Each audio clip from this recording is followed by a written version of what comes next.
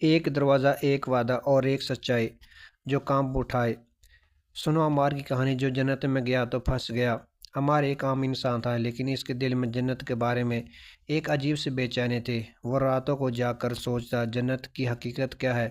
کیا وہ صرف نہریں اور حوریں ہیں؟ ایک دن اس نے ایک بزرگ سے سنا، جنت کا ایک دروازہ ہے جو کبھی بند نہیں ہوتا، لیکن اس تک پہنچنے کے لیے انسان کو اپنی سب سے بڑی خواہش قربان کرنی پڑتی ہے۔ عمار نے فیصلہ کیا کہ وہ اس دروازے کو ڈھونڈے گا۔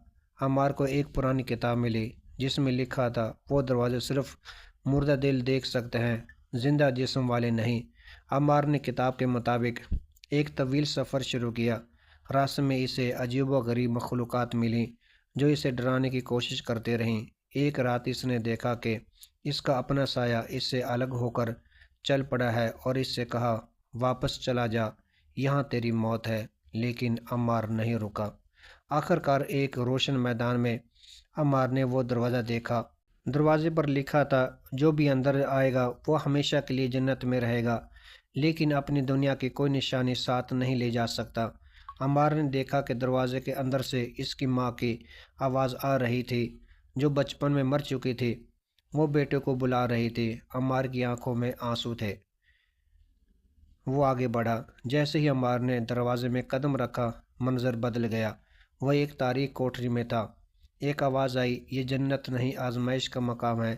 ہر انسان کا اپنا جنت کا دروازہ ہوتا ہے، لیکن اکثریت دھوکہ کھا جاتی ہے۔ عمار نے پیچھے مڑ کر دیکھا تو دروازہ بھی غائب تھا۔ اسے احساس ہوا کہ اصل جنت وہی تھی جہاں سے وہ آیا تھا، اپنی دنیا میں، اپنے لوگوں میں، صبر اور شکر میں۔ لیکن اب وہ پھنس چکا تھا۔ کوٹری میں اسے ایک پرانی کتاب ملی جس میں تھا، یہاں سے نکلنے کا واحد راستہ یہ ہے کہ تو اپنی سب سے تاریک حقیقت کا سامنا کرے۔ عمار نے اپنے اندر جھانکا تو اسے ایک بھولے بھٹکے جرم کا پتہ چلا جو اس نے برس پہلے کیا تھا اور جسے وہ دبا چکا تھا۔ جب اس نے اس جرم کا اعتراف کیا اور دل سے توبہ کی تو کوٹری کی دیوار ٹوٹ گئی اور وہ اپنے گھر کے بستر پر جاگ اٹھا۔ اس کے چہرے پر آنسو تھے، لیکن دل میں سکون تھا۔